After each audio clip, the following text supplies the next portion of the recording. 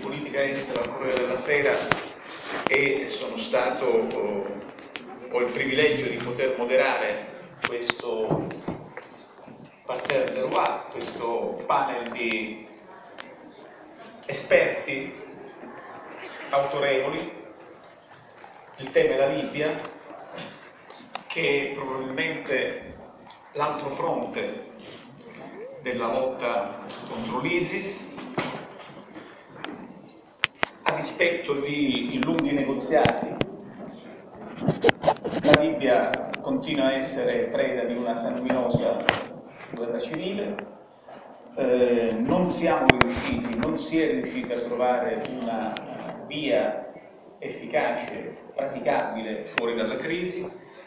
Due parlamenti, molti players, potenti forze nell'ombra che guidano i protagonisti sul campo, una situazione politica caotica nella migliore delle descrizioni, nella più benevola delle descrizioni, una situazione della sicurezza disastrosa, aggravata soprattutto dall'incistarsi di una presenza dell'ISIS che ormai controlla la città di ISIS-Daesh, che ormai controlla la città di Sirte e che rischia di espandersi.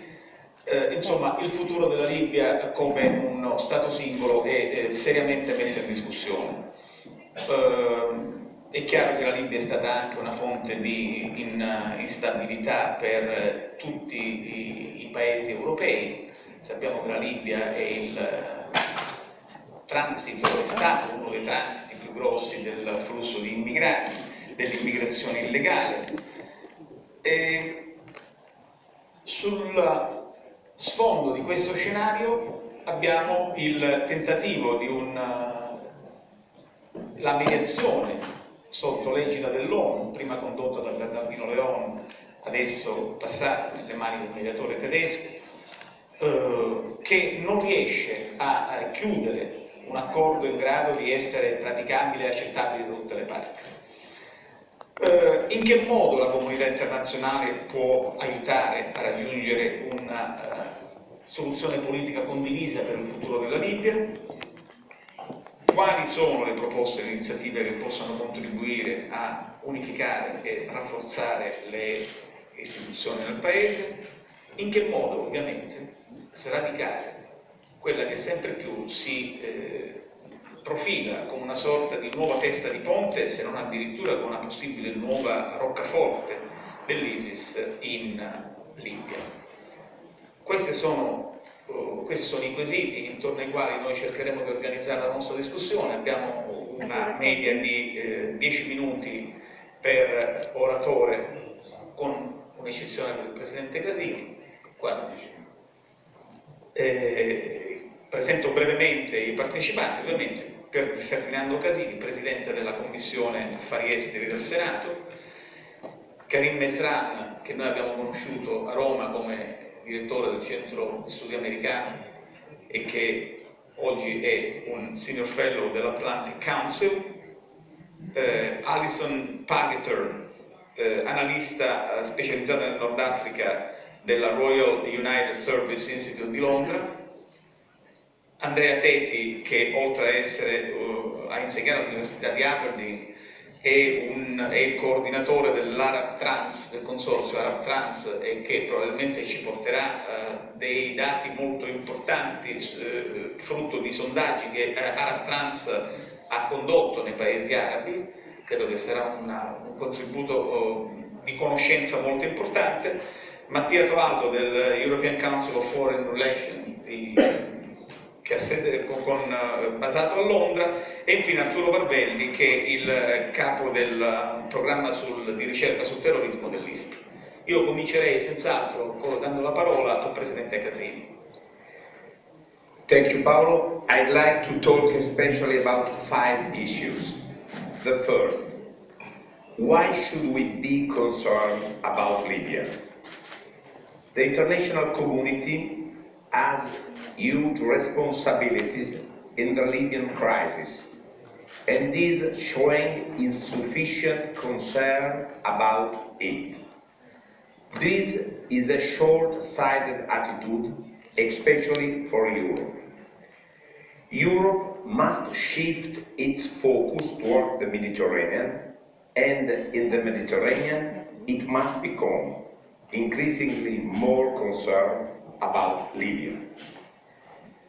As we all know, the present situation is very critical. An immoral dictator was replaced by widespread chaos, the collapse of statehood, and a proxy war among regional powers. Today, this scenario has been compounded by the presence of Daesh. Libya is strategically important for Islamic State. Daesh has a global dimension and operates a flexible geopolitical platform. This is why it is seeking support in Sinai to combat al-Sisi.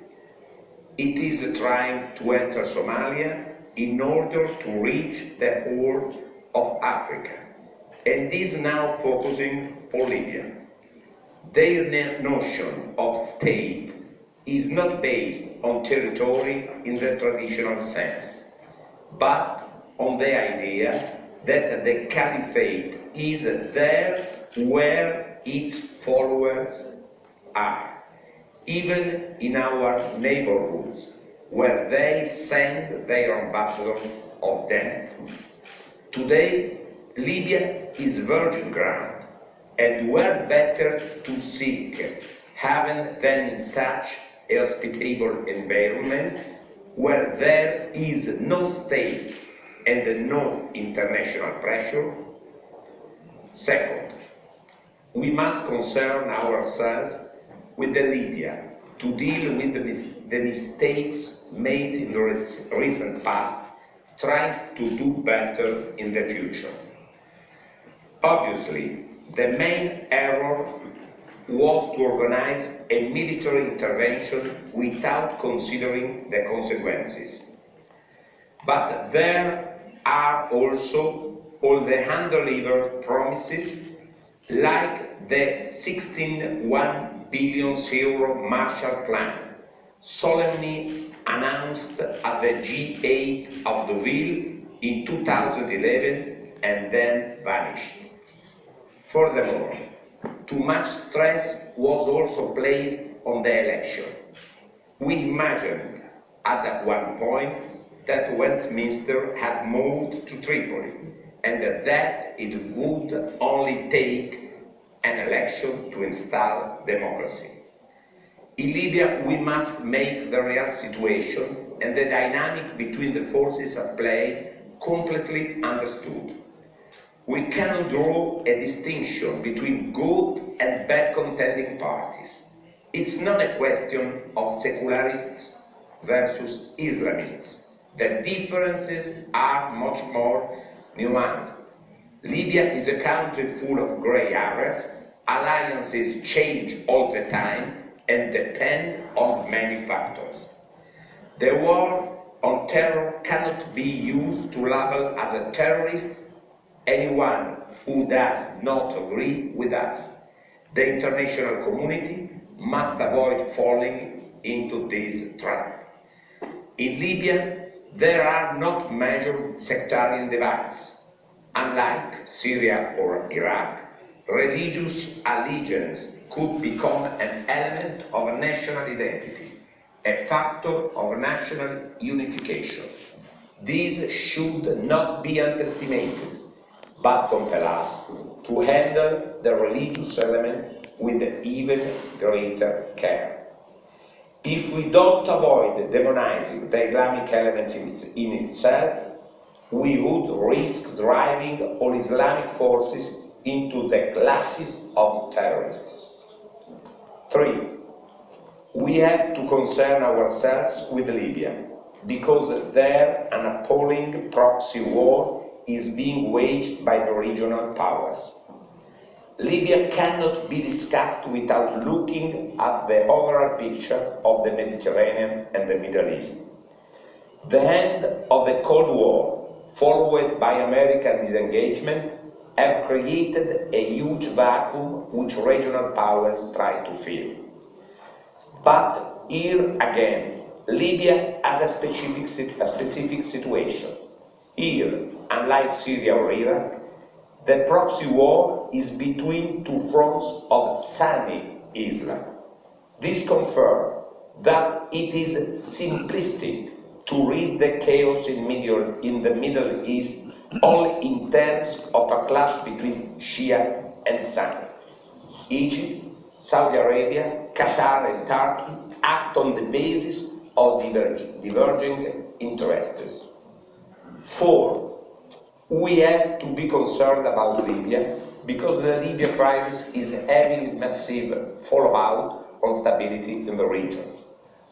We all know that in Tunisia there are hundreds of thousands, perhaps 1 million refugees, that in Algeria and Mali the Libyan crisis is rekindling Islamist hotbeds and so on. But when I speak of stability in the region, I'm not referring only to Algeria and Chad. The region for me means the Mediterranean and therefore Europe. I don't want to preempt the session on carbon migration, but I'll just say that the chaos in Libya poses a threat to the stability of Bamako, the capital of Mali, but also, albeit in different ways, of course, the capitals of Europe. It is creating a crisis in European ports of call, such as Athens, Valletta, Rome, in European final destinations, such as Berlin and Stockholm, but also in the European Union's capital itself, Brussels. 5. What must be done now? Let me say at once, what must not be done? We must not wage war in Libya. War in Libya would be the best possible gift we could make to the caliphate. Our first objective must be to get a ceasefire agreement signed by the parties to the conflict and to establish minimum security guarantees for the Libyan people and international operators. On this, the international community must redouble its efforts without the hesitation and lapses of style of the past. This is an essential stage which must involve all the Libyan factions but also all the countries, bringing influence to bear on the situation. Neighboring states, the Gulf monarchies and Russia. What made the Vienna negotiations different from the recent past was the presence around the same table, albeit reluctantly, of Iran and Saudi Arabia. This model must be replicated for Libya. What could really make the difference is to have a credible partner from the Libyan side, i.e. an inclusive national unity government.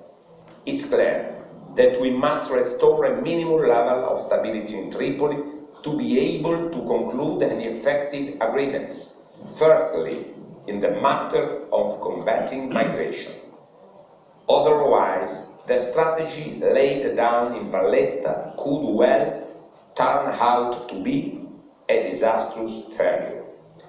The Italian Parliament is ready to play its parts, not only by supporting our government in its peace-making efforts, but also by contributing to the emergence of a new generation of Libyan leaders and civil servants by providing training programs and exchanges of experience. And at this time, Europe must play a role.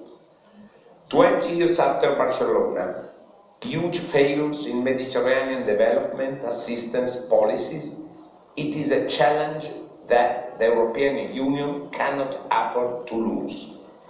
Here again, we must ensure that we achieve good from evil, so that the Libyan crisis can become an opportunity to reassert the centrality of the Mediterranean, which has many untapped resources, including, most notably, energy. One final remark on culture. We must launch a huge cultural offensive to bring together the two shores of the Mediterranean.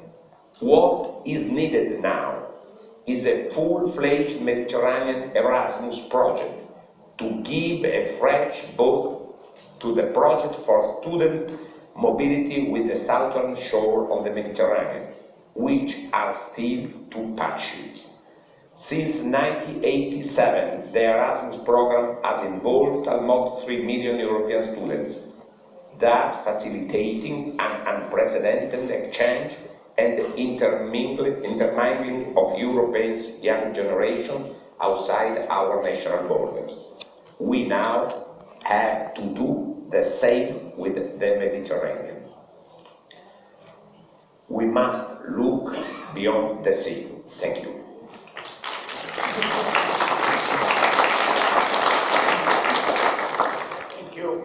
Thank you, Chairman CASINI. A very comprehensive and scary picture indeed. I would like to give the floor to Andea Teti, who can also give us some food for thought concerning his polls that have been conducted in several Arab countries. Well, I first of all like to thank Ferdinando, who I think raises some very interesting, vital points of perspective on how we deal not just with the Libyan case, but more generally throughout the region. And I think he's also right, linking the question of policy directed towards one specific country, in our case Libya, to policies that are directed towards the Middle East as a whole, and connecting them to Europe in this case, but Western countries in general. The big question is how to do this, both in terms of methods, and you were mentioning the Erasmus program, which has been an important instrument, but nonetheless is relatively limited in terms of the kinds of instruments that we have at our disposal. And of course, the European Union has recently published its position paper on how to reimagine the neighbourhood policy as a whole. So tools, but also objectives.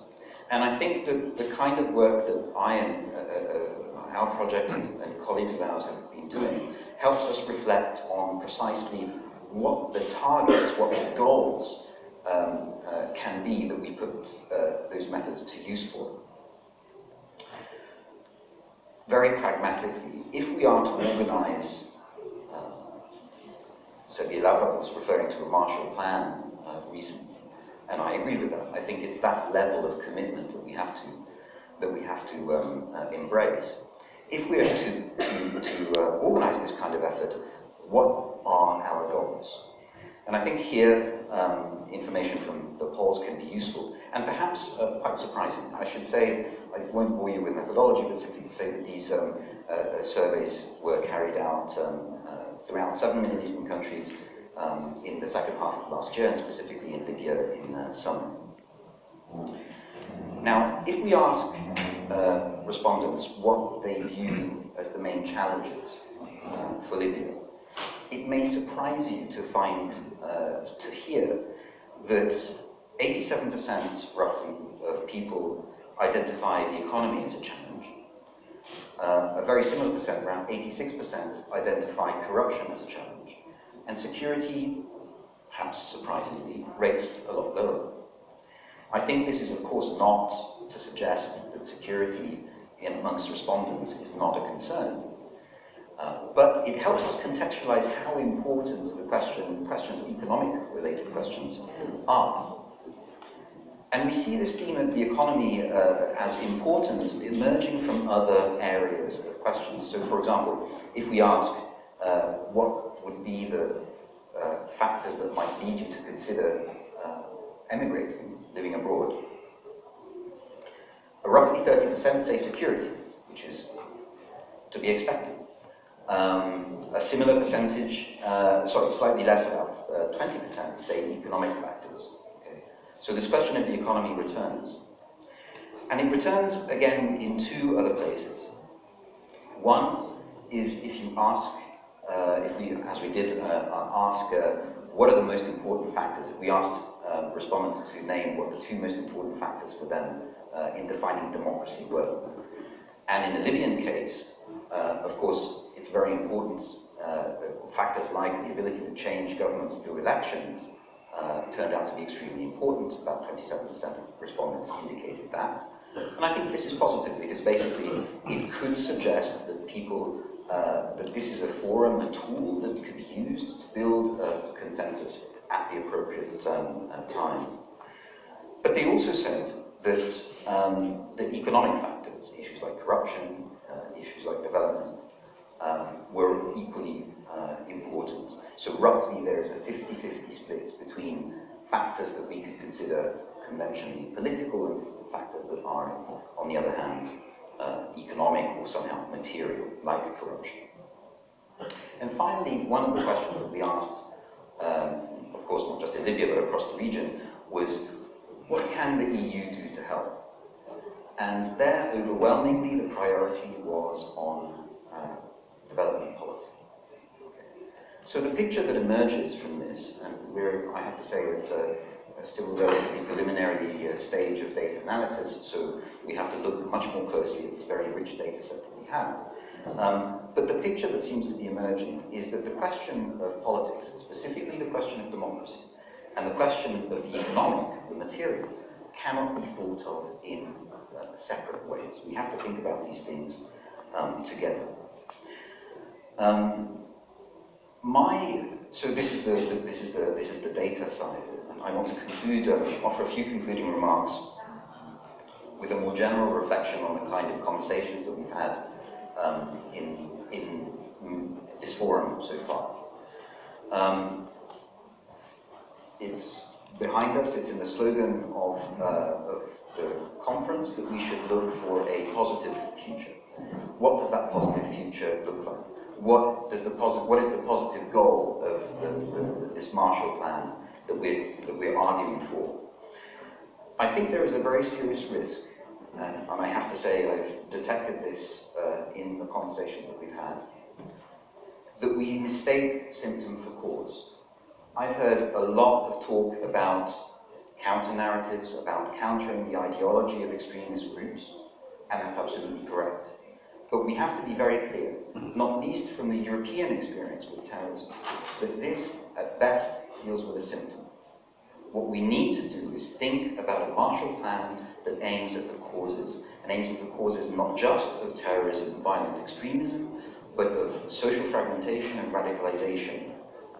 And again, as you said at the beginning, not just in the Middle East, but also in Europe. This is one of the very sad and harsh lessons that events in Europe have taught us recently. So I think, okay, let's think about de-radicalization. Let's also think about the model, the goals that we're setting ourselves for this Marshall Plan.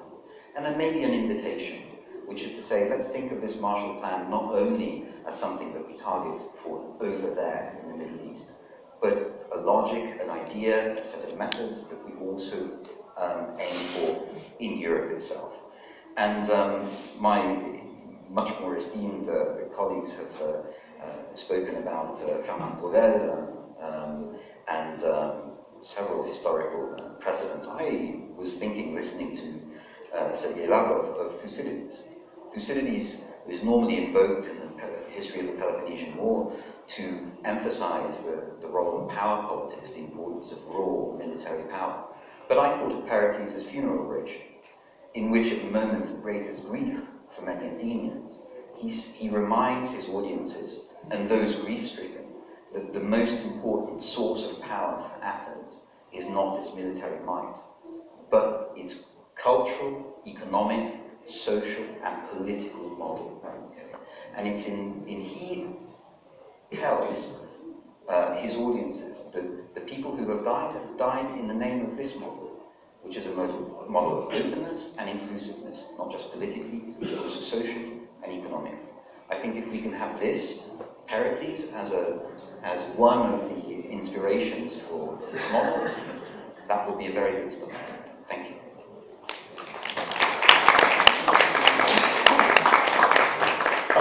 Thank you. I would now go to Mrs. Pargeter. I have if you could focus also on the question of the plan that has been floating around, which looks like to be a plan that tries to bypass the most confrontational members of the two parliaments and try to bring together those who may agree. Do you think that this is a viable alternative to, and of course, and then you, please. Okay, you want me to talk about that first? Or? No. Okay, just put it into my presentation. Well, thank you very much. It's a real pleasure to be here. And as we're all aware, Libya is clearly in a desperate state. It's completely fragmented with towns and areas operating like little islands. And the sort of sense of working in the national interest has been subsumed by local interests. And in some ways, in some sort of bitter irony, it seems that what Gaddafi dreamed of all of his life has finally been achieved. A stateless state, a perpetual revolution, and a country where the masses are armed.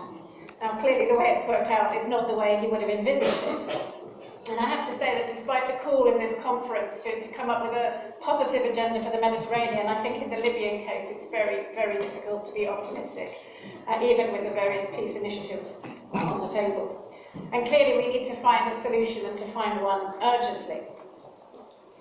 Now, finding a solution is clearly not going to be easy. And I think one of the problems in Libya today is that it still hasn't moved beyond its revolution. It's almost 5 years now since the uprising started and more than 4 years since Gaddafi was toppled. And it still seems that revolutionary legitimacy is still the #1 trump card being played, and it's being used as a justification for all sorts of crimes, including the thousands of kidnappings and illegal detentions that are making Libya a living hell. And we've also seen a country permeated with revenge culture. We've seen towns like Warshafana, for example, that's been accused of supporting the former regime, has pretty much been picked on since the revolution. And the authorities have for a long time turned a blind eye or even encouraged the attacks against it. And it's little surprise that towns like this are now key trouble spots, and in Warshafana's case, it's now raising the flag for Gaddafi once more. And it seems that politics has been grounded not only in self-interest, but also in revenge. And I would argue, actually, that there isn't any politics in Libya, and there hasn't been since the revolution. And we may have introduced some of the formal mechanisms of the democratic process, but there's still no democratic or political culture. There are still no political parties. And actually, the country's new institutions have just been arenas where different groups have tried to press for their demands and eliminate their opponents. So hoping for some kind of political solution to come out of these same institutions, I think, is optimistic. But I think it's time for Libya, obviously, to move beyond this state of revolutionary state and accept that the country is now in a post-revolutionary phase and it needs to come together to rebuild itself. And I think one possible way, maybe, of assisting this process would be if some proper reconciliation process was to begin. So far, the idea of national reconciliation has been shunned and ignored, but I think it's important to note that the country's largest and most important tribes are still completely outside of the process that's going on now. I'm thinking about those tribes associated with the former regime, the Warfala, the Madaho, the Ladadfa. These tribes and the areas associated with them still feel very much as though they're being scapegoated for the past, and they're remaining completely on the sidelines of these peace processes, political processes, and are refusing to get involved. And I think we should remember too that many of them are abroad. Something you touched upon, I think there are some estimates say 1 million, some say 2 million Libyans abroad, out of a population of just 6 million. This is enormous. So really these tribes and elements need somehow to be engaged and brought into the search for peace and made to feel as though they too have a part to play in the new Libya. And for me, it's difficult in the longer term to see how Libya can be stabilised without these big tribes being brought in, because if they're not dealt with at this stage, they're going to create problems further down the line. And at the same time, I think we need the main towns and areas to find a way to come together and reconcile their differences. Whilst, of course, we need a big overarching peace deal, this is essential, but at the same time, we need to get these towns making peace with other towns to heal the fragmentation that's occurred. Misrata needs to make its peace with Zintan, with Tawagat, with Washafana, with Bani Walid. And really the only way that Tripoli is ever going to be sorted out is when the crisis between Misrata and Zintan is resolved. Now, we've already seen there is some willingness on the ground to engage through some of the locally brokered peace deals and ceasefires that have occurred in the West over recent months. And these deals might be fragile, but they are at least holding. So while it's no substitute for a bigger comprehensive deal, perhaps building on these deals, trying to widen them out, would at least start to rebuild some of the trust that's needed to put the past behind them and for these areas to feel they have a stake in a shared future. And I think the international community should really be encouraging what's happened in the west of the country and praising what's happened there. And I really believe that backing the UN peace process alone is not going to be enough, because even if it is signed, some of the main players on the ground are still not going to accept it because it will result in their demise and they will try to sabotage it. And I think we need to remember that the whole UN peace process is still viewed very much by the Tripoli camp as being biased against it. They want something that's going to make them feel they're on an equal footing with the other side. And this perception of it being biased is completely understandable. For example, the international community completely chose to ignore the Supreme Court decision of November 2014, which effectively ruled that the House of Representatives